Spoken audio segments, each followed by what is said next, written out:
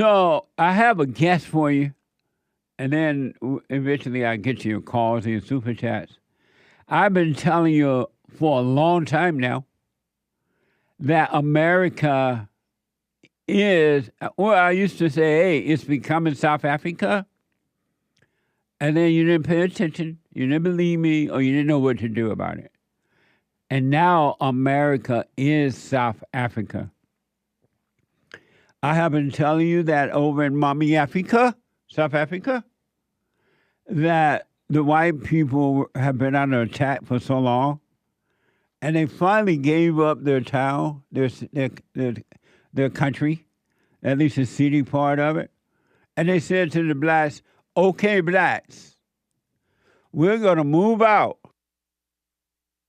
We're going to move out to the farmland, and we're going to let you have everything we built. We're going to leave it as is. Y'all can have it. And we're going to move out to the farmland and start all over again. And the black was like, yeah. And their black leaders like, yeah. Now y'all can listen to us black leaders. And so the blacks start listening to other black leaders in Mommy Africa, just as they've done here in America. And it got so bad, and it got so bad in the beautiful area that white people left. The crime, the destruction, the robbing and stealing and killing. And so the blacks started to go out to the farmland and attack white people. And white people were like, what the? We gave y'all y'all ain't happy yet. And the blacks started breaking into the homes of white people on the farmlands, just as they're doing in the suburbs of the United States. And they started robbing them along the highway and the roadside, just like they're doing in America. And it's a mess in South Africa. Do we have the guest yet? No? No, not quite yet. Okay, let me know. And I have a guest coming up for you. And this guest is the CEO of, my guest's name is, his name's not Orania. I don't know what his name is. Joost Stratum. Joost Stratum. And Joost is the CEO of Orania, South Africa. Orania is according to Wikipedia, I don't call it this, all right? It's a white, they call it separatist South Africa. I don't call it that at all. It's a white South African town founded by Afrikaners. It is located along the Orange River in Karoo region, in the Karoo region of the Northern Cape Province. And so that's a lot. I don't know what all that means, but I know it's Mommy Africa. And as soon as we get the gas, they found that what they're doing there is a remarkable thing. And it's exactly what I have been suggesting that the white people do in America. I have been suggesting, and it's time, before it gets really, really too late, that white people need to take parts of America and create a new constitution, create a new justice system, create a new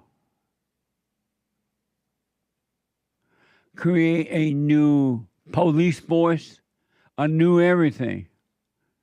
And then not let the blacks in. Because now you don't care what they call you. You can't be hurt by name calling all that because you have your own place. I have been suggesting that in America, and the white people won't listen. So maybe my guest will be able to help them. Joost, right? Joost is with me now. Hey, Joost. Apologize for the short interruption and some technical difficulties, but still it's It's a privilege to be on the show. Thank you for the invite and looking forward to have a good conversation. I am too. Thank you so much for coming on. I do appreciate it.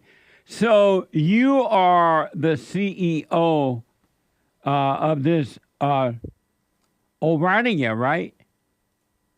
Yeah, I'm at the Orania movement, which is our ideological movement. It is a movement that was founded in 1988 with the goal of creating a homeland for the Afrikaner people, also known as the Boer people, which is the descendants of Dutch, French, Germans, and so on, people who settled here and became one nation, a people in own right here in Africa, and is now facing a lot of persecution and racial legislation under the South African government and so on. And now we have to build anew, to create a new community and to create a new place for our people. I love the way I've seen videos of the new place that you guys are building, and I love it. And I want to show some videos as we move forward. But I want to know what's the difference between a white Afrikaner and a black Afrikaner?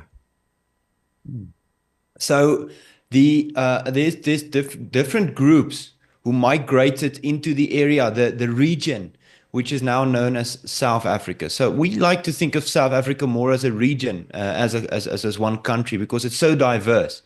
So from the north of the region of South Africa, native black tribes moved, and more from the south was the Dutch and the Germans and the French who settled here, and also the Khoisan people, which are traditional nomadic hunter-gatherer people who were also traveling around here. And all these peoples met, and they were forced into one union. The British system created one union, which made South Africa, which was different republics and colonial outposts and kingdoms, the Zulu and the Xhosa kingdoms, and the British forced all of this into one country. And this was sold as later on in 1994 as the Rainbow Nation, the dream of Nelson Mandela and so on. But in the end, most of the peoples in South Africa still want to live their culture, and there's diverse cultures. We like to live our culture, to build our institutions and so on. So in Orania, we decided on a different path, the path of creating a future for ourselves, not exploiting anyone, but building. And the area that we chose is in the Karoo area in South Africa, which is a semi-desert area. We said, there's no one else living here. We will start anew, and we will build it brick by brick, a future for ourselves. Amazing. So let me ask, is it true that white people were the first people in South Africa? Or were there blacks there when whites arrived? Yeah, so I think the important thing is to understand that South Africa was not a country, and more than that, it was uninhabitable, most of it. So some of the areas where the Afrikaner people settled, which is my ancestors, were uninhabitable before infrastructure was put down. Take, for example, the area where we are in now, which is the Karoo area, as I said, a semi-desert, and multiple massive infrastructure projects was needed to be built here in order for water to just be available so that people can survive. Before that, people did not really survive here on the long term. They could only stay for short term. So in this area in particular, the infrastructure that was necessary here for large scale settlement was built by my ancestors, the Afrikaner people. There you can see the very, very early days of Orania as a part of building these dams and so on. So as the white Afrikaner people moved from the south, tribes moved from the north as well. During the Great Trek, we met one another, sometimes friendly, sometimes in conflict and in battle. Trade deals were signed. There was deals for areas of land that was signed by both parties.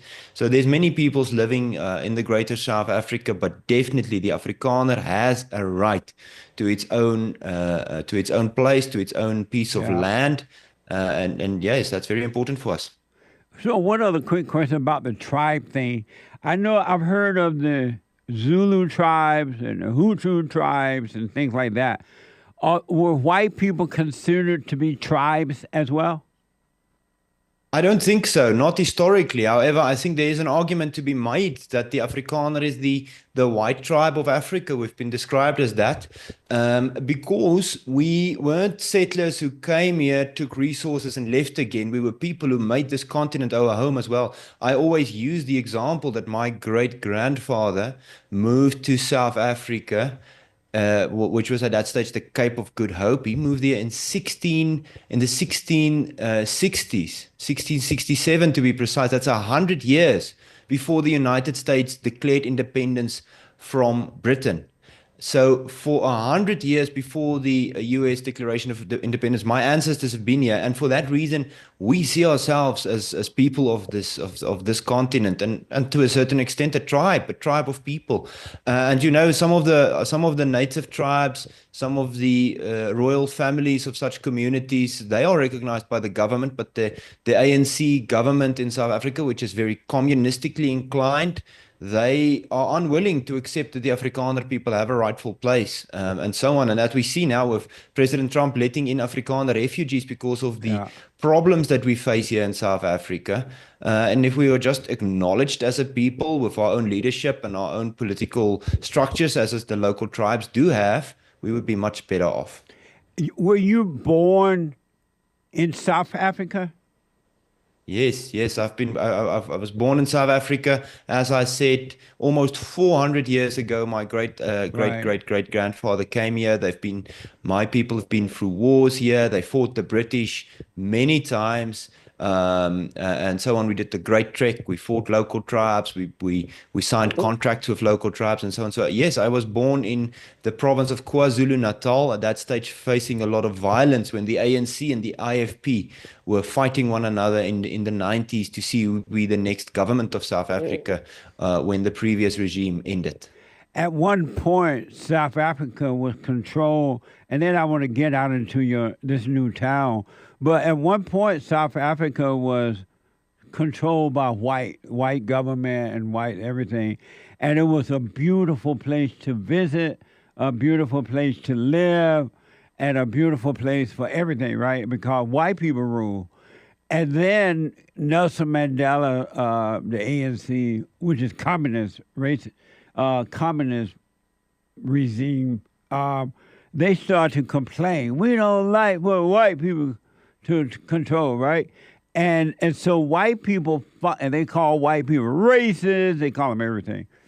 And white people finally caved in, as they're doing in America, and they allowed the black ANC, Nelson Mandela, and all that group of people to take over, and they destroyed South Africa. And white people decided, okay, y'all could have this mess. We're going to move out to the farmland. We're going to do our own thing. And why did white people cave into the demands of the blacks, knowing that the blacks would try to destroy them even if they did move away? Why did white people give in to them? That's a good question. I think during and without negotiating a space for us that could truly be ours, it's one of the reasons why we are very angry at the previous negotiations, is there was no area for Afrikaners, for our people, for the white Afrikaner people, allocated as a space that we can have. So during the negotiations, we basically got nothing and we lost everything. So there should have been a negotiation saying where there's a recognized space for the Afrikaner people. That did not happen. But I must say, and that's one of the reasons why we think the Americans should be part of the solution to the problems now in South Africa. They helped it to happen. Sanctions from the US, a lot of pressure from the US, pressures from Europe, pressure from Russia. We actually had to fight at that stage the Soviet Union, Cuba, East Germany, and Russia on our borders. So from the communist side, there was a lot of pressure, and from the so-called capitalist side or the West, there was a lot of pressure. And minority rule in South Africa just couldn't continue. There was so much international pressure. There was so much issues.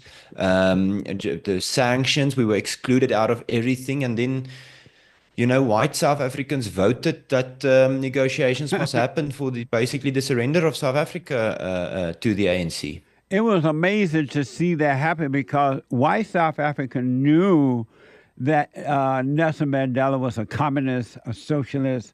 They knew he was about himself and not about the people. And yet, I guess from the pressure of the USA and other countries, white South Africans caved in. Um, I want to ask this, and then I want to move out a little bit. What is it like in South Africa? For those who don't believe me or don't know, what is it like in South Africa now that the whites have gone and the blacks have taken over?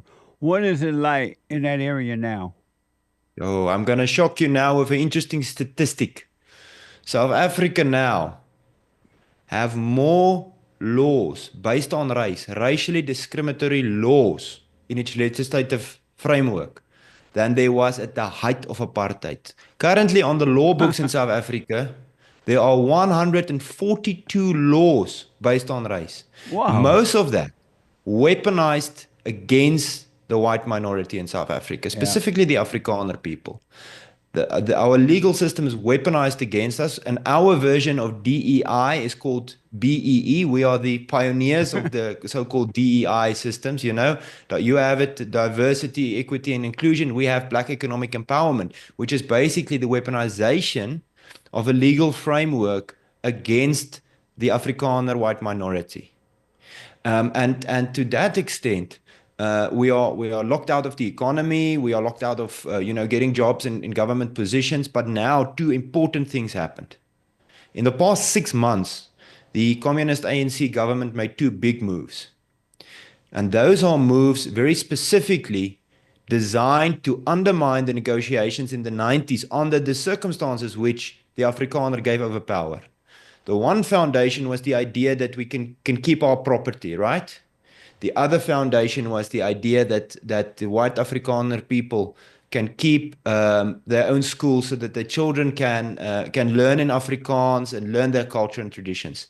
The ANC government ripped both those, which was pillars of the negotiation, from under our feet. They signed two bills into acts recently. The one is the Bella bill, now the Bella Act, which is signed saying that white Afrikaner parents cannot be in charge of their own schools anymore. The state, in a very communist, socialist manner, the state took control of the schools. The other one, even more shocking, is the expropriation without compensation bill. So what does expropriation without compensation mean? It's very easy to figure that out. Walk into a shop, take something from the shelf and walk out without paying. That is expropriating something without compensation. They're That doing is that exactly here. what the government wants to do with the farms now. They say property can be taken, nothing to be given back from the native white Afrikaner people. And those two things are shocking. And on top of that, we have crime. I mean, we speak about 80 murders per day in South Africa, 150 rapes. Corruption on an industrial scale. We have load shedding, which is the inability of the government to provide electricity up to 12 hours a day in the worst circumstances without electricity. That's what we're facing, and that is why President Donald Trump said Afrikaner refugees are welcome in the United States. Yeah, I want to get to that too because we have some white Afrikaners here, and it's about time. But and so white people moved out into the farmland. They gave up that area to the blacks, and they have made a complete mess of it. Is it true that the blacks are now going out into the farmlands and attacking white people, raping, stealing, and robbing, and things like that? Yes, the issue that you're referring to is farm murders. And sure, crime in South Africa affects everyone. It affects the whites, it affects the blacks, and so on. But it's disproportionate against farmers specifically, Afrikaner farmers. Everyone is affected by the crime. Let's not deny that. And it's very harsh and it's very bad. But it's a disproportionate effect on the Afrikaner white farmers. They are being murdered on their farms. People can Google farm murder South Africa and they will see the shocking results of this, which is basically a form of land warfare. The people are being driven off their farms, are being killed and being tortured in the most brutal imaginable ways. Just recently, this morning, I spoke to a guy. He survived. They set his house on fire and they shot him 4 times, and miraculously he could survive that, which is wonderful. But that is the reality many farmers face and be driven off their farm. So the people of Orania decided for 2 reasons. One reason is security and safety and freedom. That is that package. And the other package is to say, to live in justice. We will not exploit anyone, but we want to move to an area which is a semi-desert area in the middle of the Karoo region, and there we will establish our own place. We will build on our own piece of land. We will build our own institutions, our own power supply, our own water. We'll create our own currency, our own flag, and on that area, we will Amazing. do our own work. And so, just for the blacks in America, when you hear the word Afrikaners, he's talking about white people, folks, and that they are under attack by the blacks. By the blacks. Even though they've given up everything to the blacks, Nelson Mandela folks and all of them, the blacks are going out into the farmlands now, and they're attacking Afrikaners, which mean white people. And so, as a result, you guys founded and built this area called Orania. That's right. And so That's right. Orania was an empty desert, right? In South Africa, nothing out there, no nothing before you guys arrived. Am I right? It was a literal ghost town. We started with a ghost town. It was partially destructed, the infrastructure broken, and we started in 1991, and we decided we will rebuild. We will create running water to the farms. We built infrastructure to get water to the farms. We started farming there in semi-desert environment. We built houses. We built institutions. We built a college. We built schools for our kids. We started from the ground up, and we built not 1 cent of government money, although we still have to pay tax to the ANC government, sadly. Wow. Our tax money is still flowing out of Orania. We're not getting much back. There you can see houses that we built in Orania, the Orania flag waving in front of it. There, some people used old shipping containers to build houses.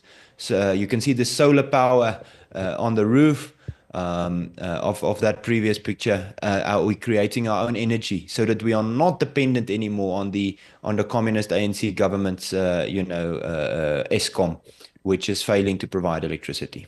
And so Orania is built by whites. Even all the work is done by white people. It's a town for whites only, and you can't, even if you are a criminal, you can't even. Is it true that if you're a white criminal, you can't live in this town?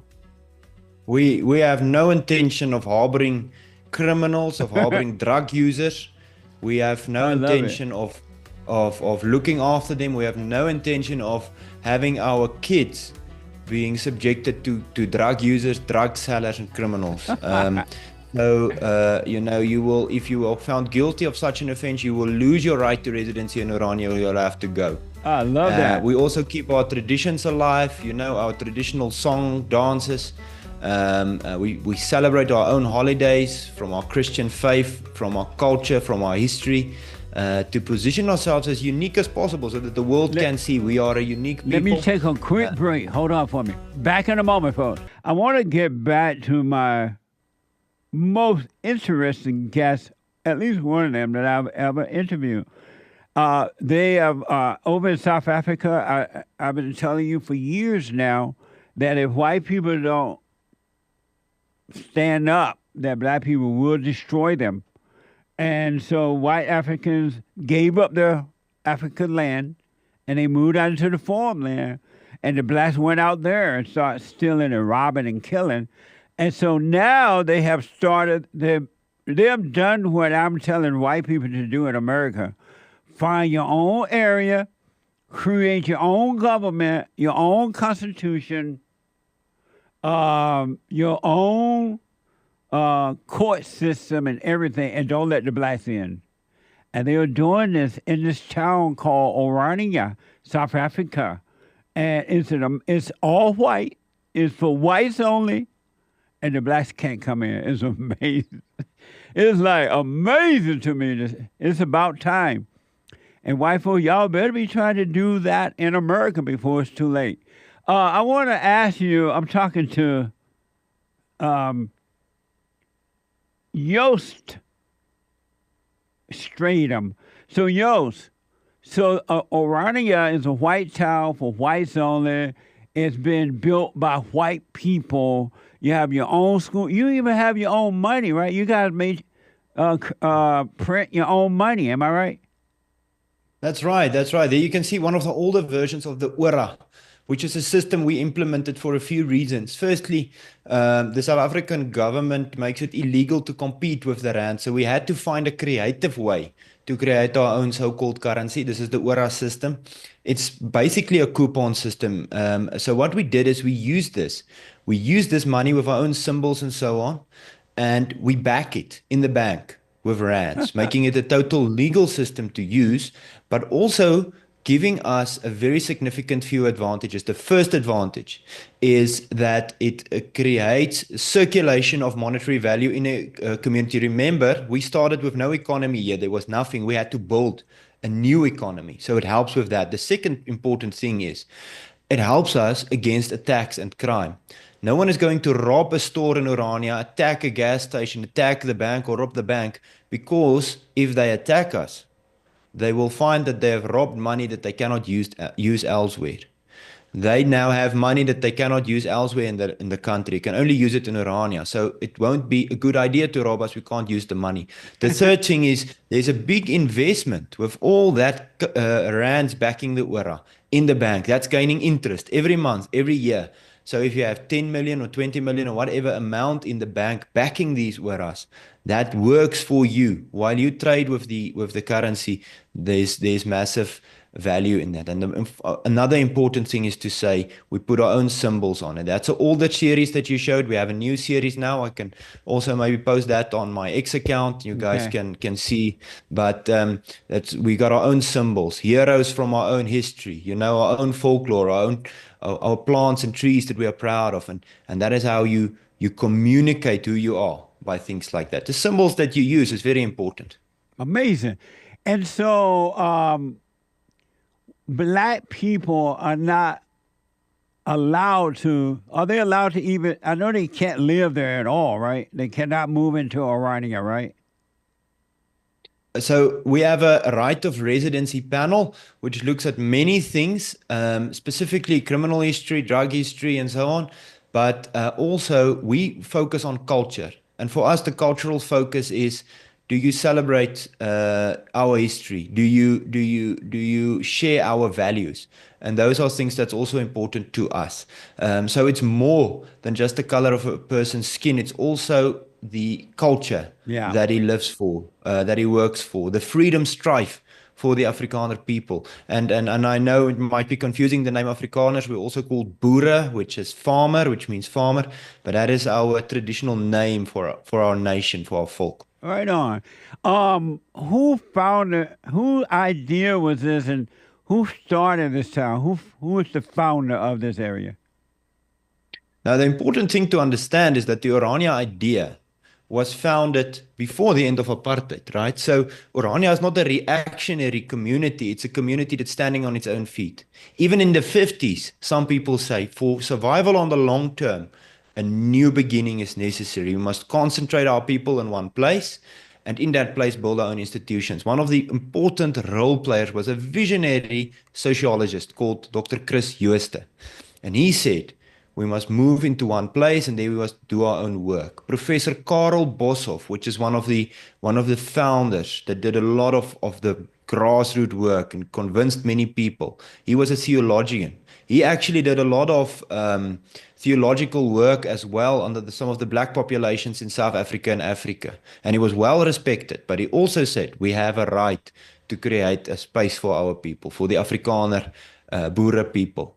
And so these people established Orania with a good moral grounding, with a good academic grounding.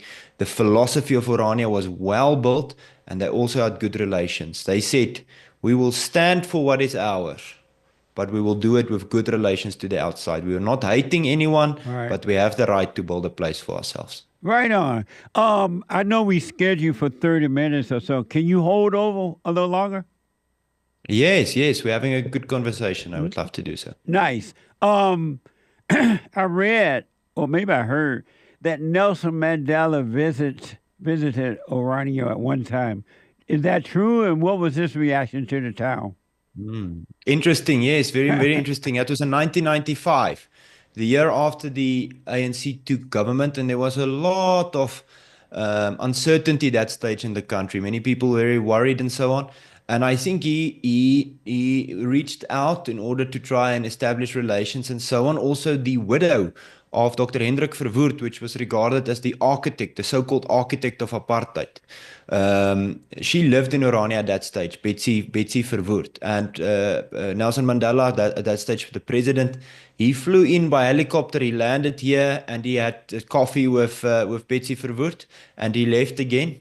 More a focus on her, but some other presidents of South Africa also visited. Jacob Zuma also visited Orania. He was an ANC president. He said if the communities in South Africa, the other communities in South Africa organized like the people of Orania, the entirety of South Africa will fight poverty. That was his words after he saw what the Afrikaners are building in Orania. And many other politicians came to Orania and had conversations with our people because we are here. We are here and we are here to stay and we will build a future here. Right on, man.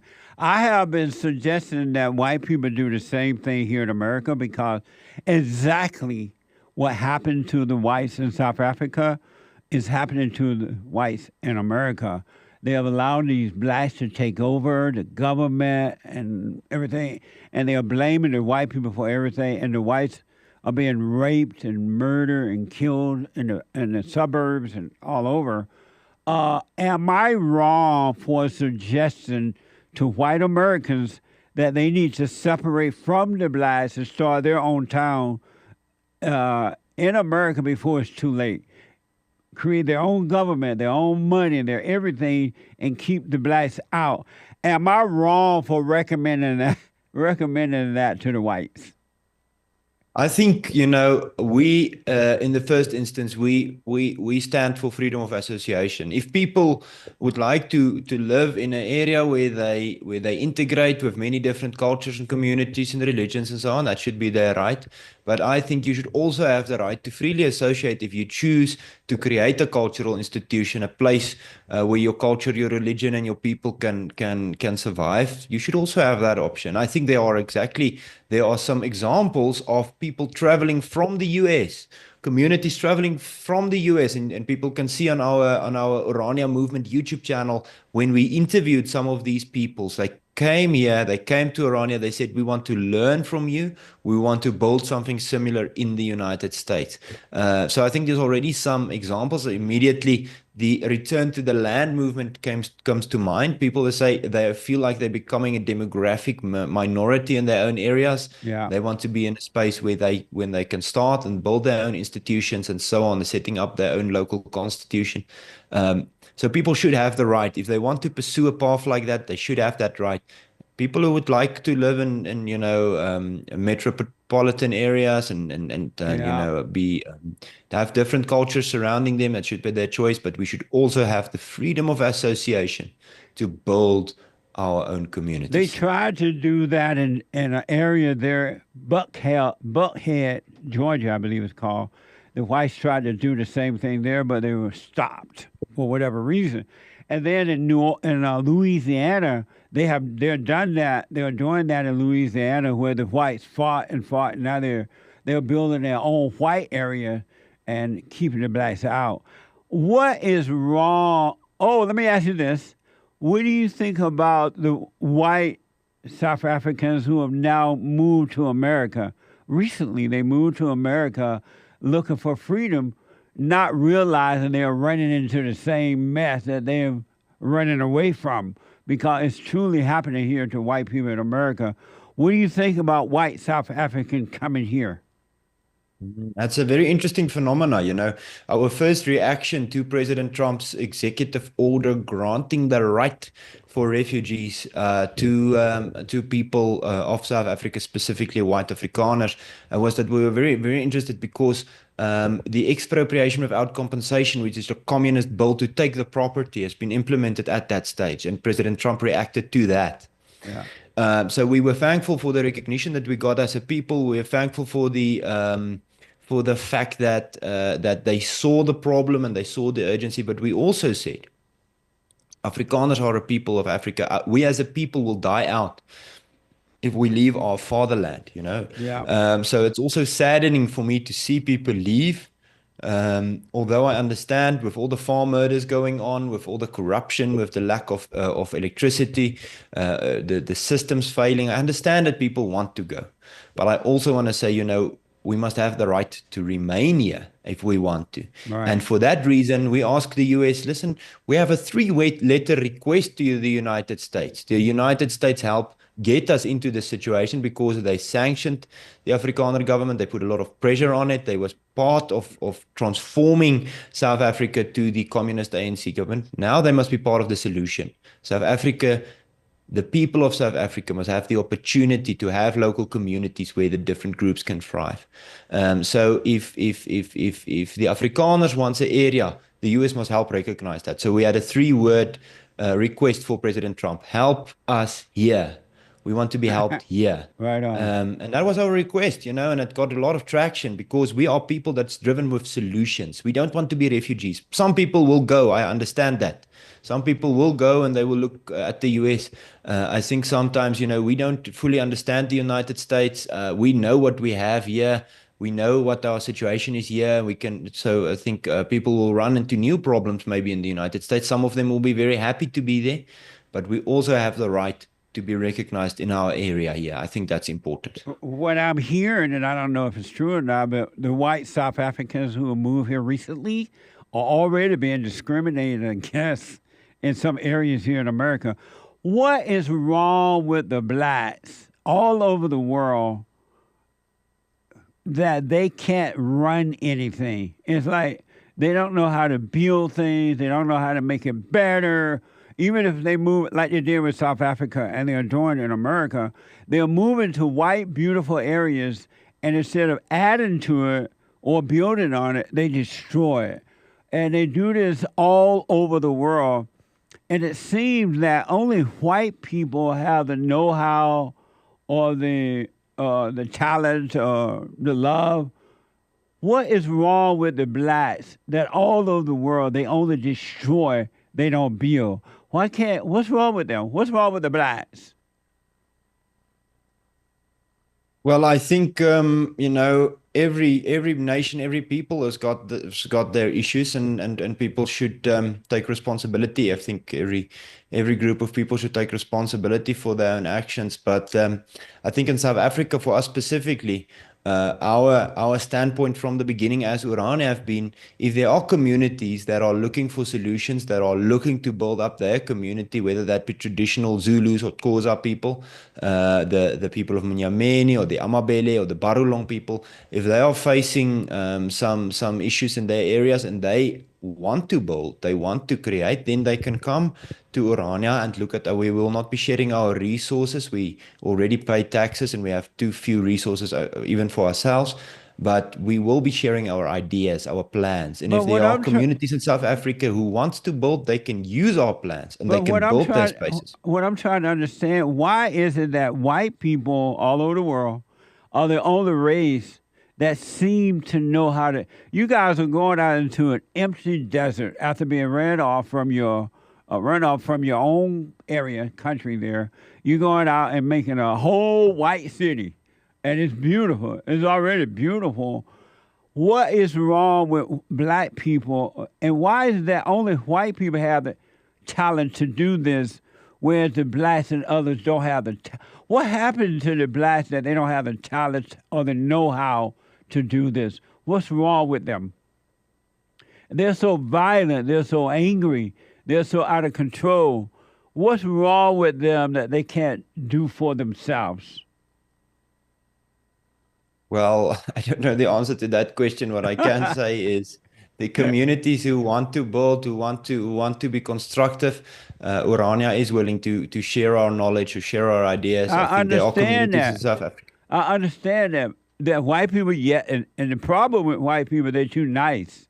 Now you know they'll build an area and then they'll tell the blacks, okay, we'll show you all how to do it, but instead of the blacks learning how to do it, they end up destroying the whites. What's wrong with the blacks that all over the world, not just in Africa, it's in America, it's in other parts of Africa, Haiti, and other places.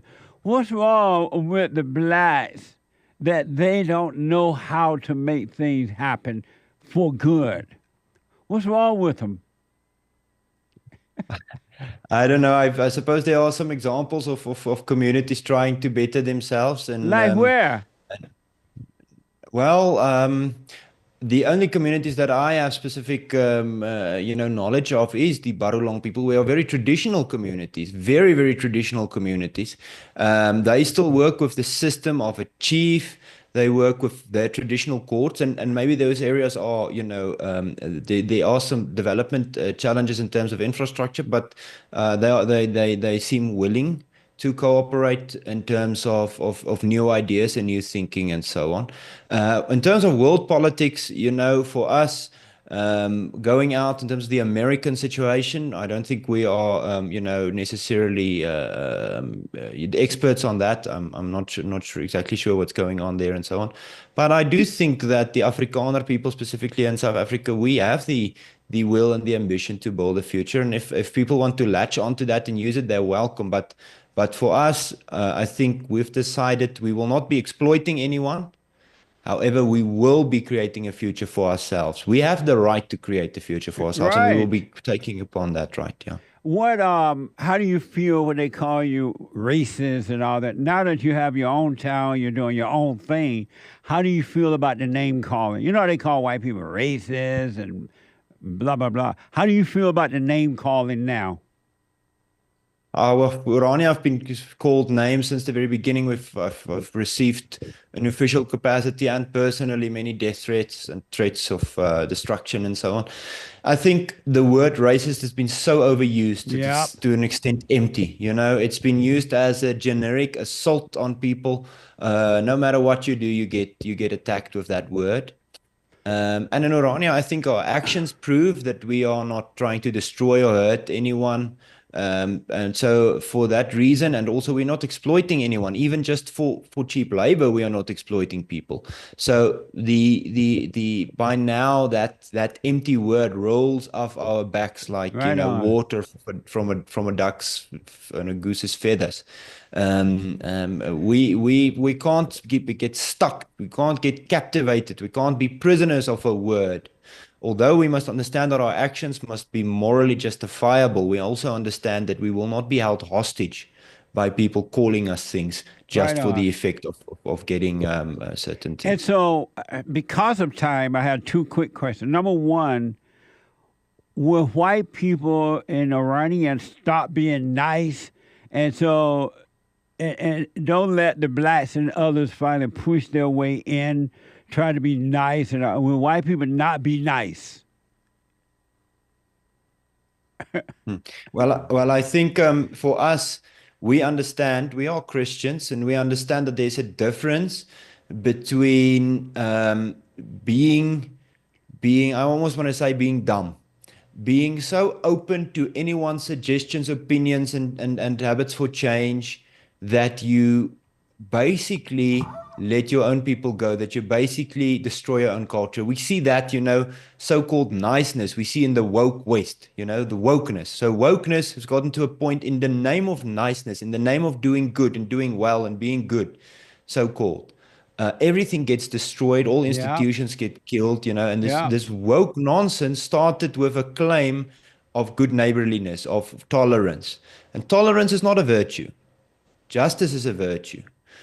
So tolerance just for the sake of tolerance means nothing. For us, from a Christian base, we try to act morally, and for some people, they might look at that as nice, but it's not limitless, open,